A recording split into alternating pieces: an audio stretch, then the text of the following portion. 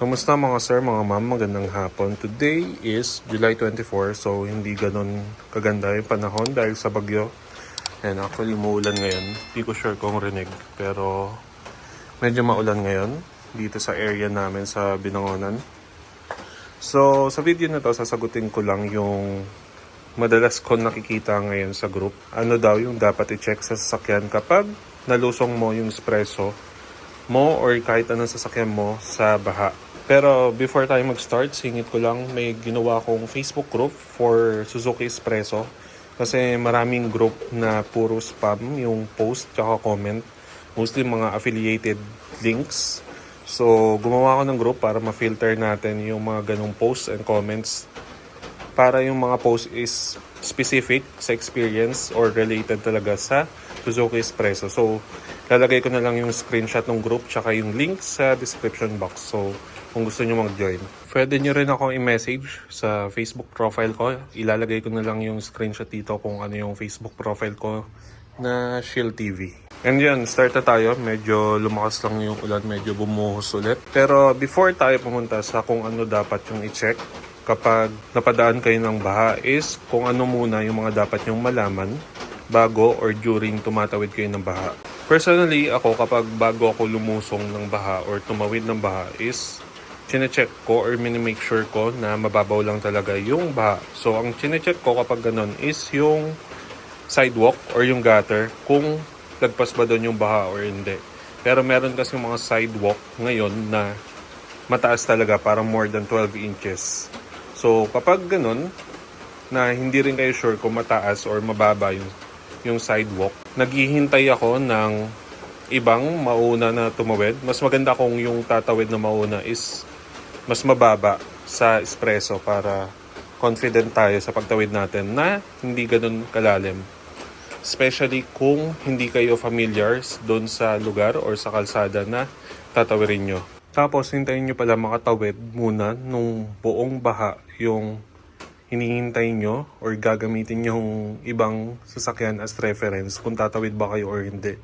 Kasi mamaya hindi pa siya tapos tumawid ng baha, tapos sinundan nyo kagad, tapos nagka-problem siya.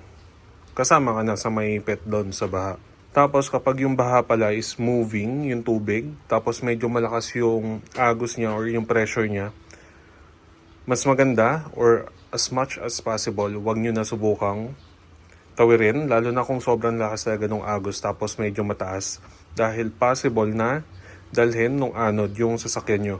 Tapos, kung meron naman kayong alam na alternate na ruta, is much better na doon na lang kayo dumaan kaysa pilitin nyo dumaan sa baha. Pero kung no choice kayo at kailangan nyo talaga tumawid doon sa baha, one thing na dapat nyo i-check or gawin is patayin yung aircon nyo. Kasi, open lang natin yung hood. Kasi kapag running yung aircon nyo, yung fan ng condenser nyo, hindi ko sure kung kita pero nandun siya. Yun sa part na yan sa Suzuki Espresso. So yung fan ng condenser nyo, kung nakabukas yung aircon nyo is umaandar din yan yung fan. So imagine nyo na lang yung mga tumatalsik na tubig dyan. Tapos ikakalat pa yon nung fan nyo. So kakalat yon dito sa engine bay nyo. Kaya mas okay na patayin nyo na lang yung aircon nyo para hindi gumana yung fan. Next na dapat yung gawin kapag dadaan kayo sa baha is bagalan nyo lang yung takbo nyo. Kasi imagine nyo yung talsik ng tubig na nakikita nyo dito sa outer part ng sasakyan nyo kapag tumatakbo ng mabilis is ganun din yung level ng tubig or hampas ng tubig dito sa loob. So kung sobrang lakas dito, syempre ganun din kalakas dito. Tapos nagkataon pa na nandito din yung fan na tinuturo ko kanina. So yung fan na yun, possible pa na tumalsik dun yung tubig. Tapos ibubuga naman ng fan pakalat. So kaya kapag tumatakbo kayo sa baha, make sure lang na mabagal para hindi ganon kalakas yung pressure ng tubig galing sa ilalim or yung talsik ng tubig. So ganon din dun sa same side na yun, though kahit walang fan dito, pero meron tayong air intake dito. Medyo madumi lang yung engine bay natin dahil sa ulan, hindi tayo nakakapaglinis. Pero anyway, punta na tayo dun sa mga dapat nyong i-check kapag galing or tumawid kayo sa baha. First is, kapag pagkalagpas nyo mismo ng baha, is ang dapat nyong i-check ay yung brakes nyo. So, yung brakes kasi kapag nabasa siya, hindi siya ganun kakapit. Unlike kapag dry yung preno natin. So, pagkalagpas nyo ng baha, i-press, while moving yung sasakyan, i-press nyo lang yung brakes nyo ng mga ilang beses. Pero wag yung hard brake. Konting tap lang sa brake para hindi naman bumangga yung nasa likod nyo mamaya. Magulat yung nasa likod nyo kapag nag-hard brake kayo tapos mabangga naman kayo sa likod. Mga konti-konti lang na tap para matuyo lang yung brake nyo and kumapit siya ng maayos. Tapos singit ko na rin kung yung sasakyan nyo naman or yung espresso nyo naman is hindi nyo madalas nagagamit dahil sa ulan. Tapos yung parking nyo naman is patag. Huwag nyo na masyado taasan yung handbrake para hindi manikit yung preno nyo sa gulong. Pero kung yung parking nyo is merong slope, tapos kailangan talaga taasan yung handbrake, try nyo lagyan na lang ng kung ano yung gulong para hindi siya mag-move. Tapos para hindi nyo na kailangan itaas masyado yung handbrake. Next na dapat nyong i-check kapag kalagpas nyo ng baha and may napansin kayo na nagbago sa takbo ng engine nyo, medyo umingay, medyo manginig, or kahit anong kakaiba na hindi dati ganon yung engine nyo. Ang mga pwede nyo i-check is una yung engine oil. So kunin nyo lang tong dipstick.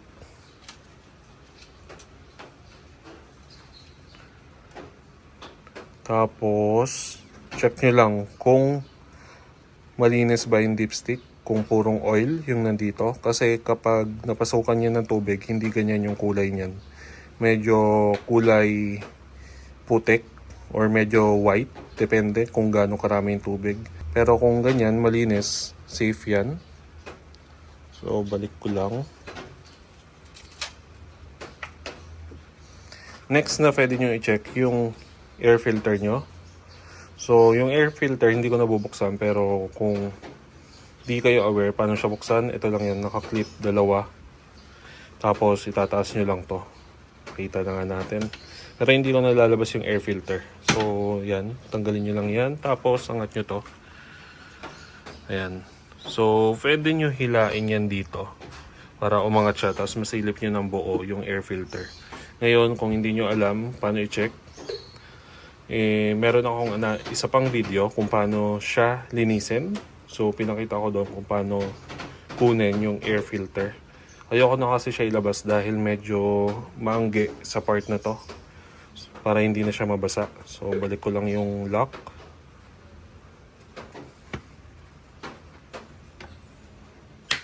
Pwede kasing mabasa itong filter nyo, yung air filter nyo kapag may mga pumasok na tubig dito sa air intake nyo. So, papasok dyan. Tapos, diretso dito sa air filter. So, pag basa yung air filter nyo and kapag medyo grabe yung basa, possible na lumusot doon papunta sa engine.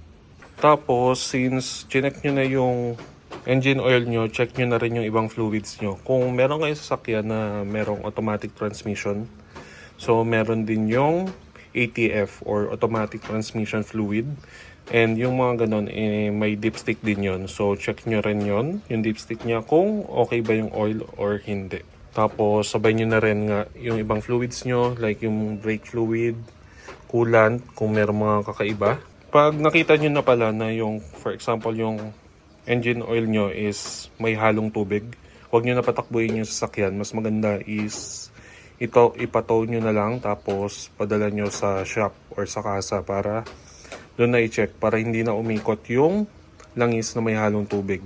Next na pwede nyo i-check is yung electricals ng sasakyan nyo. So, yung fuse is nandito. Ito yung fuse box, pero hindi ko na siya bubuksan kasi medyo maulan tong part na to ng parking ko dahil wala siyang cover. Ayan. Parang dito lang yung tuyo eh. Ito basa to. So, hindi ko na siya bubuksan para hindi na maanggihan yung loob ng fuse box. Pero one way to check po na kung okay yung electricals nyo ay punta kayo sa loob ng sasakyan nyo, tapos start nyo.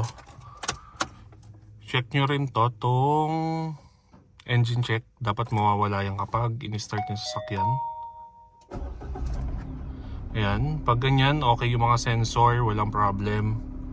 Tapos, para ma-check nyo yung electricals, check nyo lahat, on nyo lahat ng ilaw. Tapos hazard kayo para makita nyo rin yung signal lights.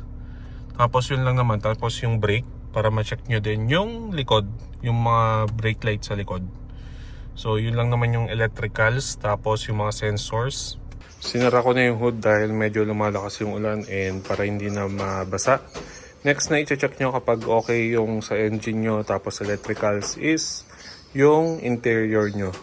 So sa interior, yung sa atin madali lang naman siya makita sa mga pinto kung may lumulusot na tubig kasi may mga maiiwan dyan na marks, rain marks. Pero ang dapat nyong i-check is yung matting nyo. Pero kung meron kayong matting, syempre wag yun yung i-check nyo dahil most likely hindi naman dyan naabot yung tubig. Ang i-check nyo is itong matting na kasama nung sasakyan nyo. So kapain nyo lang yan. Ito may plastic pa pero na-check ko na naman to kanina bago mag-video. Yan, lusot nyo lang yung kamay nyo dyan. Tapos pakiramdaman nyo kung basa. So mag-random check lang kayo paikot ng sasakyan. Kung may mararamdaman kayong basa, ito yung matting niya na kasama mismo ng sasakyan. Ayan, tuyo naman siya. Tapos paikutan nyo lang yung sasakyan nyo. Tapos, sunod yung i-check is yung sa likod. So, yung sa iba kasi nagkakaroon ng issue gawa ng pinakabit na dashcam. Yung ibang dashcam kasi nilulusot dito sa brake light or sa tail light. Tapos, yan lumulusot yung tubig galing sa labas.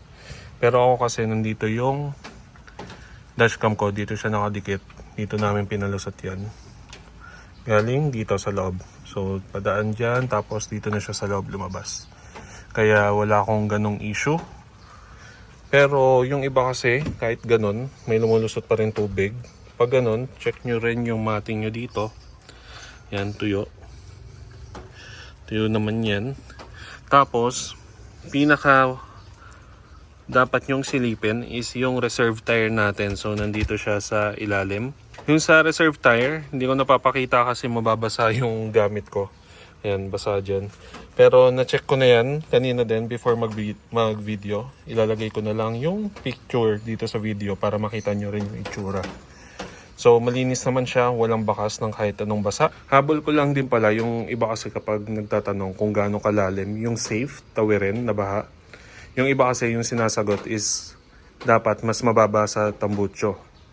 Pero ang problem naman kasi nun, hindi mo naman alam talaga kung ano yung level ng tambucho mo kapag nagde-drive ka.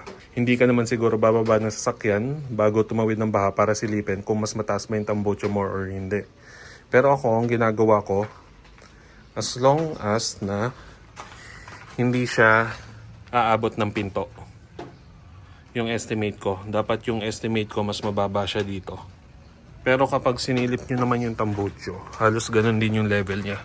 So, ayun yung tambucho. So, mga hanggang dito, banda siguro. Ayan. Mga hanggang dito. Estimate lang yan. Tapos, last pala, pahabol ko lang. Lalo na sa mga medyo may edad na yung sasakyan. Check nyo rin yung ganito ng sasakyan nyo.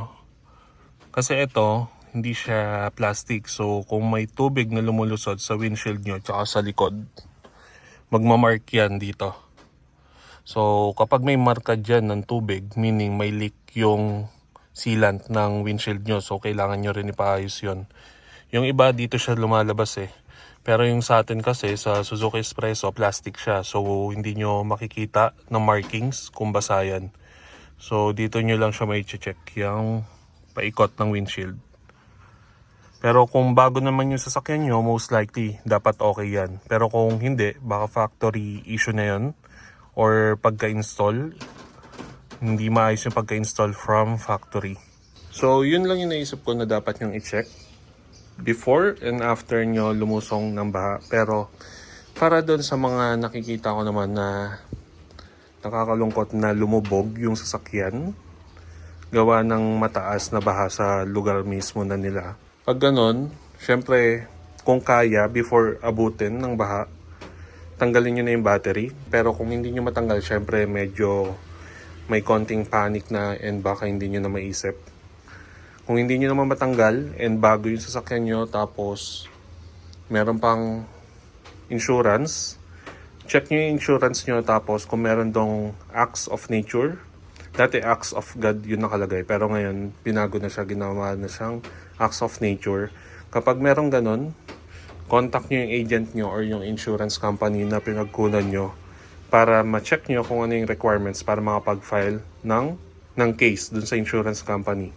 Kung walang insurance yung sasakyan nyo or hindi covered yung acts of nature, pag ganon, no choice kayo kung hindi ayusin yung sasakyan. Or worst case, kung tingin nyo masyadong gagastos kayo ng malaki, wala, kailangan yung siguro, yung iba ginagawa na nakikita ko, binibenta ng parts out. Pero depende na sa inyo yun, diskarte nyo na kung anong gagawin nyo sa sasakyan.